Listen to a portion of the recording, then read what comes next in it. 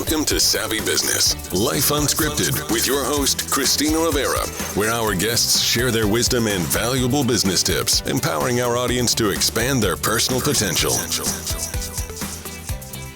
Welcome, Keah. I'm so grateful to have you here today. You're going to talk about your wonderful company, Friction Labs. You're the co-founder, and you're going to discuss your amazing entrepreneurial journey and success. And how do you say your last name? Kalantari. Ooh, Kalantari. It's a very pretty name, actually. Thank you so much. I appreciate it. Yeah. Well, welcome. This is primarily a business show, but we started a segment where it's inspirational business stories and success stories and you have quite a story. And not only that, you've also lasted through the pandemic, which a lot of businesses crashed and burned. So we're going to go into all those juicy details, but just share, what is Friction Lab? Yeah, absolutely. So we make the best chalk for athletes. So a lot of athletes need confident grip to be able to perform to the highest abilities. And we are the only company that manufactures athletic chalk in the United States. Wow. I've seen that during the Olympics. They're going like this and putting their chalk on. And is it the same stuff I used to use on my violin? Because I used to play the violin. Is it similar, the rosin that we'd use for the violin? So rosin's actually a little bit different. Rosin, it tends to be sticky, which is good for certain purposes. But chalk, oftentimes athletes just want dry hands, but they don't actually want sticky hands. Ah, okay. So I need to stick across the string, but not on your hands. Awesome. Exactly. Yeah. So how did it come about that you even created Friction Labs? How did that come about? Yeah, so shortly after I moved out to Colorado, I ended up meeting my business partner. We happened to be working at the same company at the time. He was a longtime rock climber and part owner of a climbing gym, and one of the friends who really got me into rock climbing. And right from the beginning, I started using the chalk that my friends, ultimately my business partner, were using, and I just realized that it didn't feel very good on my skin. I've always been a little bit of a skin nut. If my hands don't feel good, if my face doesn't feel good, I don't feel good. So I just knew that, something needed to be higher quality in order for this to be good for the skin. And at the same time, my business partner is very much a science geek and just loves to learn as much as possible in as much detail as possible. And so we started working with some geochemists and elemental analysts to learn more about the chemistry of chalk and how we could make a better chalk. So what was on the market prior, and what did you guys do to revolutionize the whole chalk? Totally. So, we actually did some elemental analysis, and we learned that other chalks on the market, even though they claimed to be very high purity, they weren't. And once we learned about the supply chains and where these products were coming from, it turned out that everyone else was pretty much buying the same chalk from one of two factories in China and Taiwan, slapping their logo on it and importing it into the United States to sell to athletes. And we wanted to take a different approach. We wanted to start with pharmaceutical grade chemicals and create the highest quality chalk we could. And we took it a little bit of a step farther to have some fun with it and sort of did what they do in peanut butter with fine, chunky, super chunky. We made those kind of chalk blends and gave them fun names: Unicorn Dust, Gorilla Grip, Bam Bam. So just something to have a little bit of fun with it too, because at the end of the day, we're all playing. And so what was Secret Stuff Hygienic? What is that? Is that just like your main brand of chalk? So Secret Stuff Hygienic actually came out of the pandemic. So chalk, the chalks I was referring to earlier, those are loose chalks. So they're sort of powdery and you put your hands in them and get chalked up, which rock climbers love to do, but it isn't the cleanest experience. It tends to get dust all over the place, stuff like that. Secret Stuff Hygienic is actually a liquid chalk. So we have a line of liquid chalk products that we call Secret Stuff. And those, you put them on your hands, you rub them around, you sort of give your hands a little bit of a blow, the alcohol evaporates off, and almost like a magic trick, your hands turn white.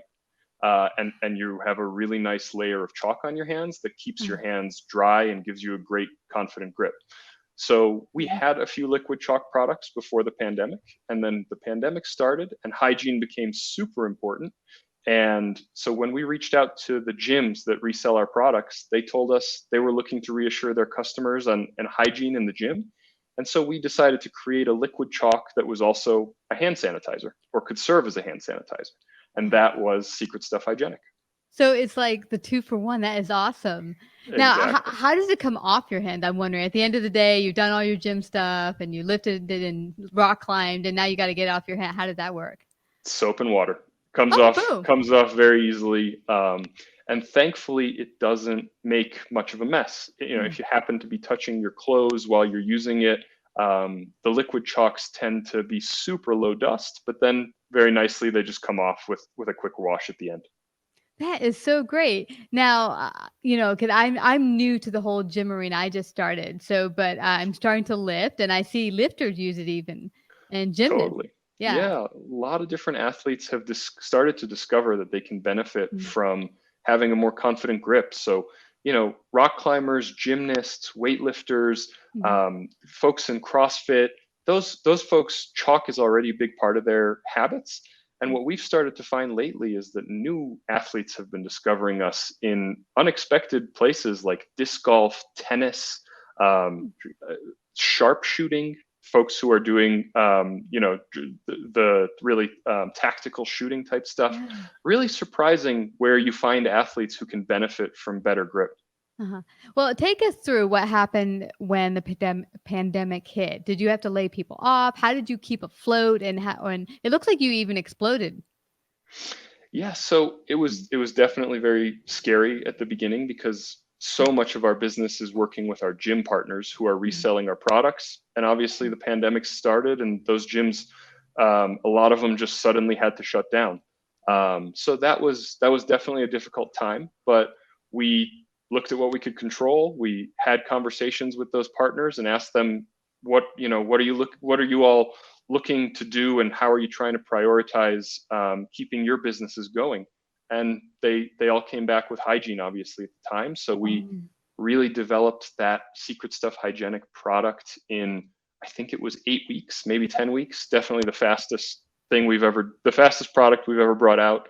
And we got really lucky with the University of Colorado Anschutz Medical Campus. There were a few researchers there who were doing coronavirus testing. And so they took the product into their labs and they actually tested it and showed that it kills coronavirus better than hand sanitizer. wow. Now, if there's any reason, even if you didn't need chalk to go out and visit Friction Labs today, where do you see the future for Friction Labs going forward? Yeah, so our vision is really to change the way that athletes think about, use, and care for their hands. We think that athletes are putting an enormous amount of focus onto their feet and what kind of shoes are they wearing and what kind of grip does it get and what kind of rubber is on there and all of that kind of stuff. And we just think that hands are a little bit forgotten today, and Mm. the importance of confident grip, the importance of great skincare to an athlete. So that's our vision is really to, I think the quickest way to say it is we want to do what Nike did for feet and do that for hands. Ah, that's great. And you're right. I think a lot of times people do not take enough care of the one of the most important ways, and also one of the most important ways to spread germs. I know you see kids are always going like this or whatever, and then they spread germs the fastest because they're touching their nose and putting their hands in their mouth right after they did a whole bunch of other stuff. And I think adults, we forget how important it is for daily hygiene to take care of our hands and keep them clean. Totally. Yeah. It can be a game changer for a lot of athletes. And what Mhm. we started to see was even this year in the Olympics, the Olympic climbers were mostly using our chalk. And even in the world of tennis, we've started to see some of the very top players in the world coming out with liquid chalk on their hands and saying that it really has helped improve their results. That's great. Are you an athlete yourself on a daily basis? Like, I know you mentioned rock climbing. Are you? Yes. Yeah. So these days, my rock climbing has started to dwindle a little bit as I've gotten Mm. a little bit older. But I've rediscovered tennis, which was something I played as a kid. That's Um, awesome. and pursuing athletics has been a lifelong thing for me and my business partner. And it's a really fun way to challenge ourselves, to Mhm. improve, and to have fun along the way. Yeah, you know what's interesting, Kia? I hear so many people talk, "Oh, I'm gonna go exercise. I'm gonna go to the gym." Do you remember when it used to be called play? Because when you're a kid, you don't think of it as exercise. You climb things, whatever. You're not calling it exercise. You're not even calling it athletics. You're calling it fun. You're calling it Fun. play. Yeah. Play, Yeah, yeah. So 100%. yeah, so we could all stand to do a little bit more playing like kids do. Agreed. Agreed.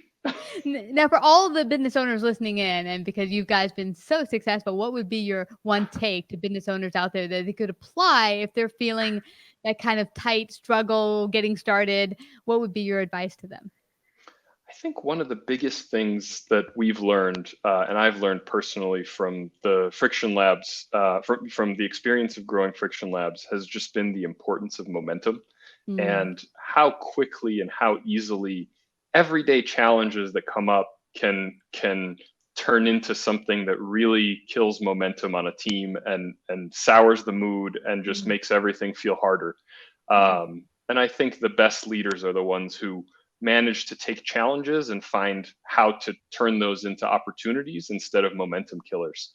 Mm, Which is it takes a certain kind of mindset, it takes a certain kind of experience, it takes mm, a certain kind of creativity. But mm, I think at the end of the day, there are so many points when you're growing a business where it's just easy to say that's enough. I don't want to mm. solve the next challenge, and I Yeah. think that's part of why that's part of the journey. Yeah, it is. And it's interesting you said momentum. It's one option or excuse me, not option, one part of growing a business that I think gets left out and not talked about enough is that, oh, you're doing well, and then you hear people say, oh, I'm doing well, I got these clients, and then when they're doing well, it's the feast time. They stop looking for how to grow the company, where are the problems, let's keep everyone motivated, because you are going to have a famine eventually. You're going to go through that lean time, and are you set to deal with that? And if you've kept the momentum going, you'll be able to deal with the lean times a lot easier. That's absolutely right. And some of that, has to do with mentality. Some of that has to do with being financially conservative and just Mm, putting your business in a place to ride out the ups and downs. yeah. And part of it, really, for us, it's just been about having a great team that is on this journey with us and Mm, really wants to try hard and keep improving every day. Even when we do a great job, we pat mhm. ourselves on the back, we celebrate, and then we say, how can we do better next time? Absolutely. Now, tell me about the financial issues. Getting started couldn't have been cheap. How did you find the funding resources? How did you do that? So, my business partner and I really funded it in the beginning just out of our savings. We had both worked a number of years and tried to save money to be able to go Mm, after an entrepreneurial venture because it was sort of in both of our bones, knowing that we wanted to do that. So, mhm, we started off just with our own savings, funding the business, and little by little mhm. grew from.